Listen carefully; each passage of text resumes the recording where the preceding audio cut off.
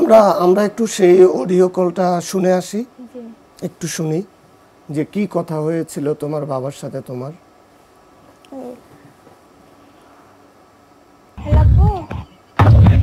Hello, তুমি কোথায়? আমি এতে যে চিকেন অফিসে যাচ্ছি, তো আমি চলে আসবো। কতক্ষণ হবে? এদিকে বেশিক্ষণ লাগবে না, আমি চলে আসবো ইনশাল্লাহ। ঠিক আছে, ঘুমা।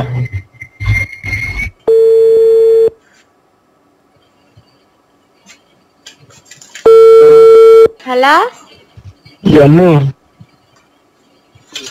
আমি নীলা যাচ্ছি। নীলা কেন? জরুরি কাজে যাচ্ছি। হ্যাঁ, জরুরি কাজে যাচ্ছি। জরুরি কাজে? কেন যাচ্ছি আমি। ঠিক আছে, আমি গাড়িতে হচ্ছি তো। আপু তুমি কান্না উঠছো যে? Hello hello,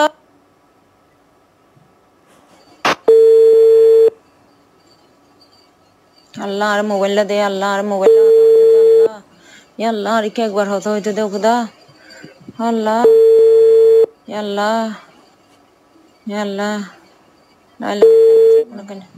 hello hello hello, hello hello, কে? Hello hello hello hello hello, আমি কমিশনারের সাথে কথা বলতে চাচ্ছি। হ্যালো, কে ওইটা? ফোন রিসিভ করছো, ওইটা কে? আমি ওনার মিসেস বলতেছি।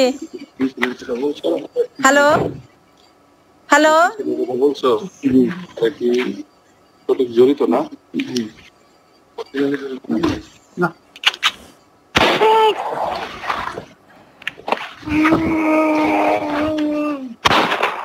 আল্লাহ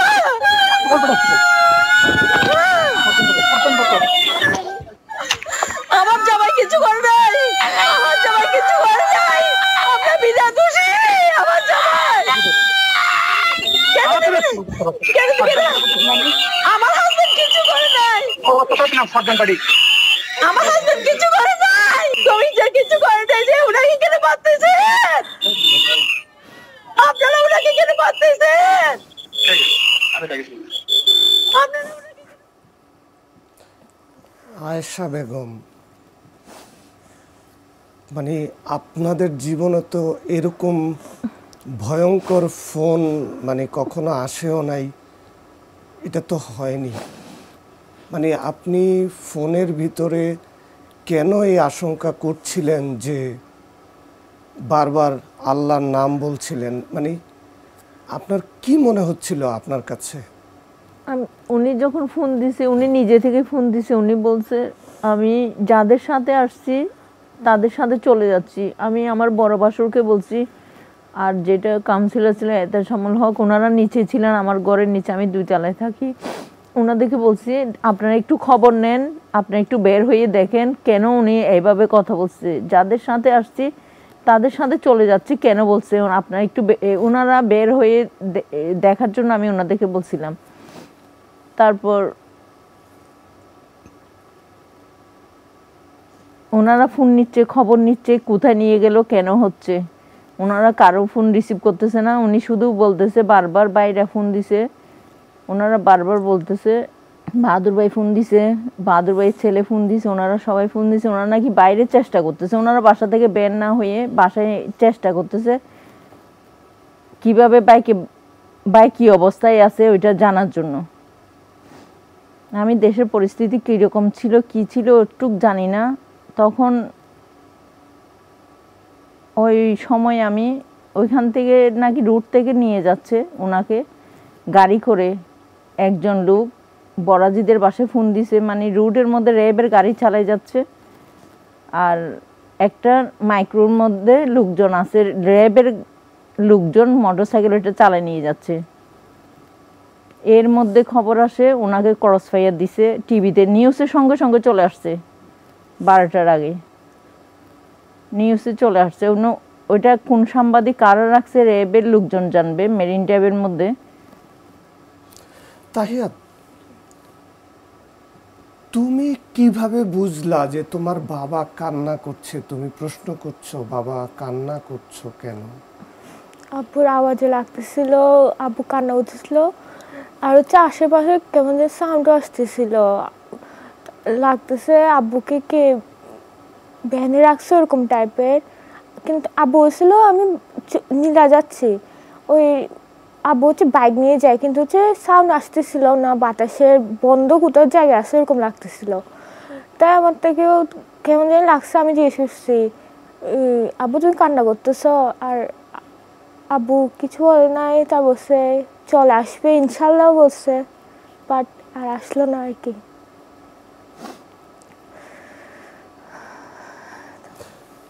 নাহিয়ান হক, তখন তো তুমি অনেক ছোট, মানে সেই সময় তো তিনজন মিলেই আপনারা ফোনটা রিসিভ করছেন, শুনতেছেন। তখনকার পরিস্থিতিটা যদি বলেন যে মানে কি মানে আশঙ্কা আপনাদের মনের ভিতরে হচ্ছিল? আমরা ভাবি না যে ওনার সাথে এরকম হবে। যখন যারা ডাকে, পুলিশ বলেন, র্যাবরা বলেন, যতক্ষণে ডাকে উনি চলে যায়, ওনাদের কাছে যাই, ওনারা কি কাজে ডাকতেছে ওইটা দেখে। আপনার সাথে আপনি যখন ফোন দিলেন, আপনি বললেন যে আমি কাউন্সিলরের স্ত্রী, হ্যাঁ কে আছেন ফোনটা ধরেন, তখন কিন্তু ওই ফোনে আবার ওনাকে বলা হচ্ছে যে হ্যাঁ তুমি জড়িত আছো, এটা স্বীকার করো। উনি আবার বলতেছেন যে হ্যাঁ আমি জড়িত আছি। না আমি জড়িত নাই, আমি জড়িত নাই। হ্যাঁ এই শব্দটাও কিন্তু মানে কি শুনলেন তখন, কি আশঙ্কা হলো? জড়িত নাই, তখন তো আমার তো বিশ্বাসও হয়নি যে ওনার সাথে ক্রস ফায়ার হবে, এরকম একটা হবে অন্যজনের জন্য। তখনও আমি বিশ্বাস করতেছি কারোর জন্য হয়তো ওনাকে ডাকা হয়েছে, তখনও আমি বিশ্বাস করি না যে ওইটা যে ওনার সাথে হচ্ছে ওইটা, কারণ উনি কোনো কিছুর সাথে জড়িত ছিল না। সেই কারণে আমার মনে হচ্ছিল কারোর জন্য হয়তো ডাকছে। আর একটা কথা যে উনি বলছে আমি যাদের সাথে আসছি তাদের সাথে চলে যাচ্ছি, মেসেজটা কেন দিল ওইটা আমার খারাপ লাগছে আর কি। কেন উনি মেসেজটা দিল ওইটা, মানে উনি এটা ফোন দিয়ে বলছে তোমার আম্মুকে বলো আমি যাদের সাথে আসছি তাদের সাথে চলে যাচ্ছি। তার মানে এটা আপনাদেরকে সতর্ক করার জন্য, যোগাযোগ করার জন্য। কিন্তু তার ভাইরা তো যদি তখন রাস্তায় বের হতো, জি রাস্তায় বের হতো, সবাই যদি মিলে বের হতো, যখন উনি ফোন দিছে তখন যদি ওনারা বাইরে যদি সবাই মিলে বের হতো তাহলে আজকে ওনাকে বাঁচাতে পারতো। তখন কয়টা বাজে যখন আপনাদেরকে ফোন দিয়ে বলল যে যাদের সাথে আসছি তাদের সাথে চলে যাচ্ছি? সেই সময়টা কয়টা হবে? রাত 10:30 11টা কি ওরকম হবে। তার মানে তখনও তো হাতে 1 ঘন্টার সময় ছিল। জি ওনারা বেশিক্ষণ সময় নেয় নাই, ওনারা অত সময় নেয় না। ওনারা বলতেছে নেটওয়ার্কের মধ্যে আমার দেবর, উনি নেটওয়ার্কে ফোন দিছে ম্যানেজারকে, ম্যানেজার বলতেছে মিটিং করতেছে। ওনারা কিভাবে মিটিং করবে এত অল্প সময়ের মধ্যে? ওনারা বলতেছে নেটওয়ার্কে আছে, আমার দেবর ফোন দিয়ে দেখতেছে নেটওয়ার্কে আছে। ম্যানেজার বলছে, নেটওয়ার্কের ম্যানেজার বলছে ওনারা মিটিং করতেছে। ওনারা তো গাড়িতে রিসিভ করার সঙ্গে সঙ্গে তো হয়তো রুটের মধ্যে লোকজন যারা দেখছে, তারা এখানে শ্বশুর বাড়িতে খবর দিছে ওনার গাড়ি র্যাবের লোকজন চালাই নিয়ে যাচ্ছে, তোমরা বাসা থেকে বের হও। নেওয়ার সঙ্গে সঙ্গে তো ওনারা টিভিতে নিউজে দিয়ে দিছে যে ওনাকে মেরে ফেলছে। বেশিক্ষণ সময় নেয় না ওনারা। কিন্তু আগের দিন থেকেই তো ছড়ানো হচ্ছে যে ওইটা মাহবুব ভাইরা জানবে, কক্সবাজারের লোকজন জানবে কেন ছড়ানো হচ্ছে। আবার 26 তারিখ সেই দিন আমার বড় বাসুরের ছেলে, ওনার সাথে পরে একজন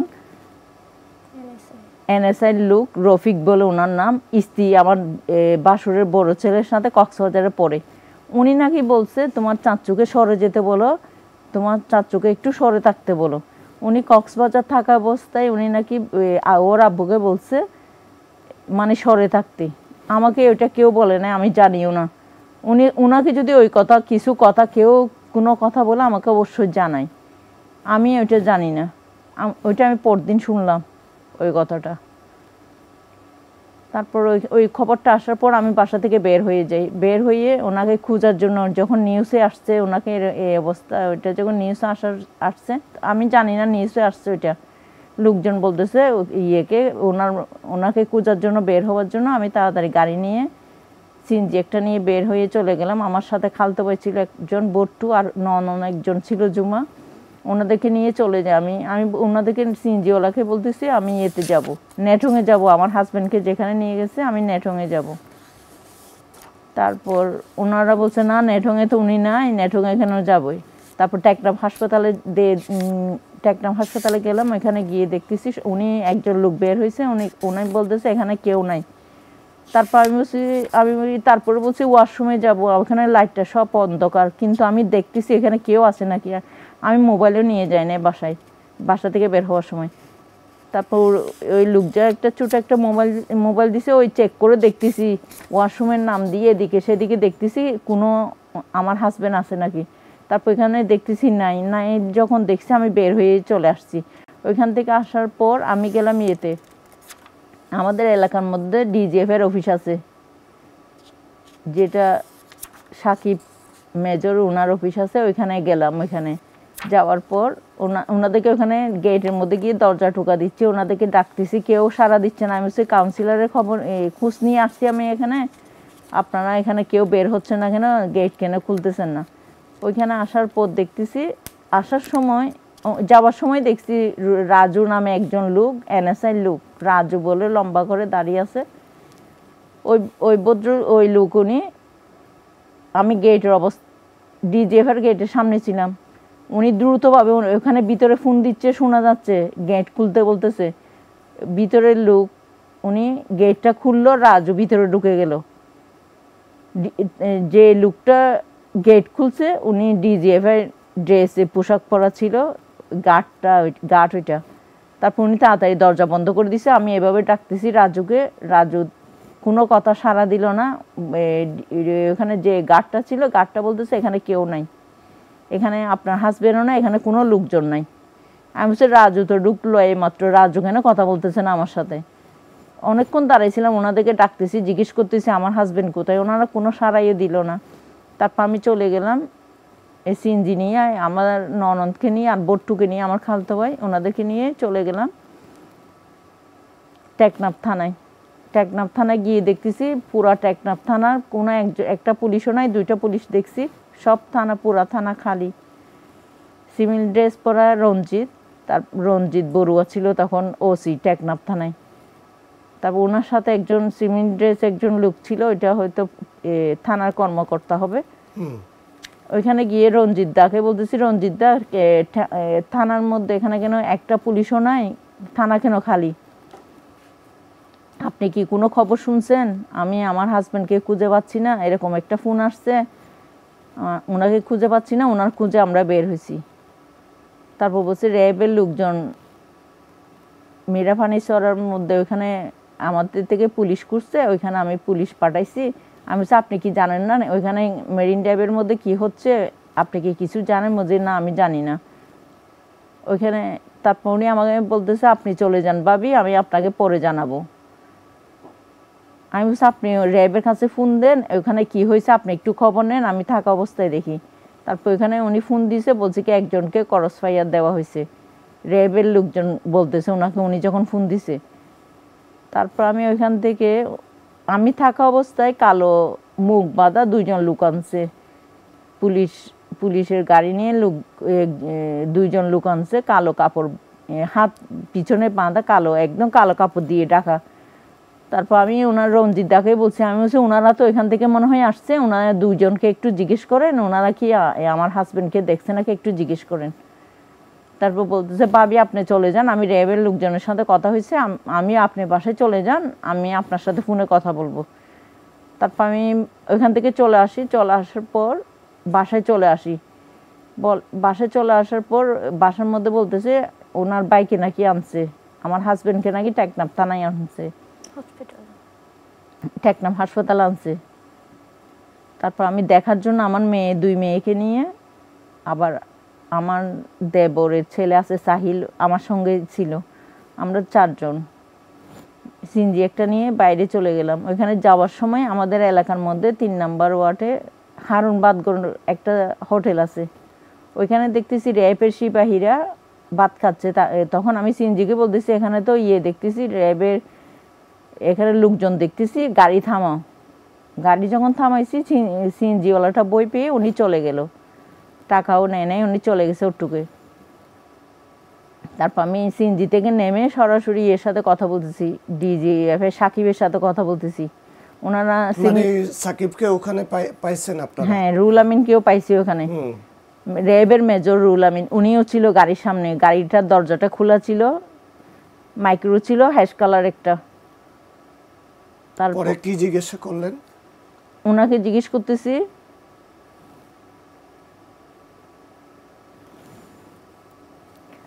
ওনাকে আমি জিজ্ঞেস করছি, বলছে আমি বলছি আপনারা মানুষ একটাকে হত্যা করার পর কেমনে আপনারা সিপাহীদেরকে এভাবে ভাত খাওয়াতে পারতেছেন?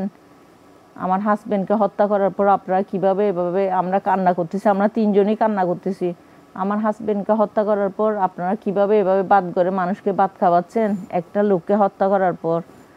তারপর ওনাকে বলতেছে আপনি তো একজন র্যাবে ডিজিএফ এর কর্মকর্তা, আপনি কর্মকর্তা সরকারের লোক হয়ে কেমনে আমার স্বামীকে এভাবে কোনো কিছু আমাকে না বলে কিভাবে ওনাকে নিয়ে এসে হত্যা করছেন?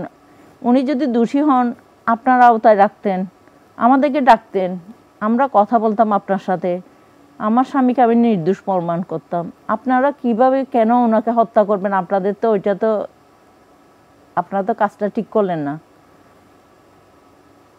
কি বললো ওনাদের জবাবটা কি ছিল? ওনারা বলছে আমাদের এটা উপর থেকে অর্ডার আসছে, উপর থেকে অর্ডার আসছে। আমি বলছি আপনারা দ্রুত কেন এভাবে, এত দ্রুতভাবে কেন আপনারা ওনাকে হত্যা করছেন? নেওয়ার সঙ্গে সঙ্গে আপনারা 1 ঘন্টাও সময় নিলেন না। ওনারা বলতেছে আমার থেকে উপর থেকে অর্ডার আসছে। আমি বলছি অর্ডার আসুক, আপনিও তো একজন কর্মকর্তা, আপনিও তো একজন মানুষ।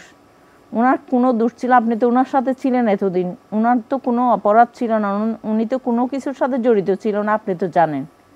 তারপরে কেন আপনি ওনাকে নিয়ে কার হাতে তুলে দিয়েছেন? কাকে দিয়ে হত্যা করাইছেন? কি আপনারা করছেন?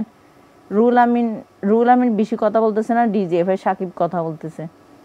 বলছে কি না আমাদের উপর থেকে অর্ডার আসছে, আমাদের এটা তাড়াতাড়ি করে ফেলতে হয়েছে। আমি যে তাড়াতাড়ি করেন, আপনি তো কোনো যে আমার স্বামী দোষী, আমার স্বামীকে হত্যা করতে হবে, আপনি তো কোনো কাগজ কোনো কিছু তো আমাকে দেন নাই যে আমার স্বামীকে আপনারা নিয়ে যাচ্ছেন। আপনার থেকে তো কিছু দেওয়ার দরকার ছিল আমাকে, আপনি তো কিছু বলেন নাই। আপনি তো আমার সাথে ফোনেও কথা বলেন নাই, কিছু বলেন নাই যে আমার স্বামীকে হত্যা করার আগে তো আপনার থেকে উচিত ছিল, আপনি যে সরকারি লোক, আপনি তো আমাকে কোনো কাগজপত্রও দেন নাই কি কারণ আমার স্বামীকে হত্যা করছেন। কাগজপত্র বের করেন, আমাকে কাগজ দেখান, কি লিখছেন, কেন কি কারণে হত্যা করছেন। আমাকে তো আপনি কিছু দেন নাই। তারপর উনি বলতেছে না আমাদের সময় ছিল না, বেশি কথা বলিও না। তারপর লোকজন আসতেছে, ওই হাসপাতাল থেকে লোকজন আসতেছে, টেকনাফ হাসপাতাল থেকে আমার হাজবেন্ডকে আনা হয়েছে, কাউন্সিলরকে আনা হয়েছে টেকনাফ হাসপাতালে। ওইখান থেকে লোকজন দেখে আসতেছে, লোকজনকে বলতেছে তোমাদের হাইকালিপাড়া টেকনাফ এটাকে আমি কি করে দিব দেখবে, এখন একরামের স্ত্রীকে আমার সামনে থেকে নিয়ে যাও। তখন আমরা তারপরে ওনার সাথে কথা বলতেছি, কেন আপনারা এরকম করলেন, কি কারণে করছেন?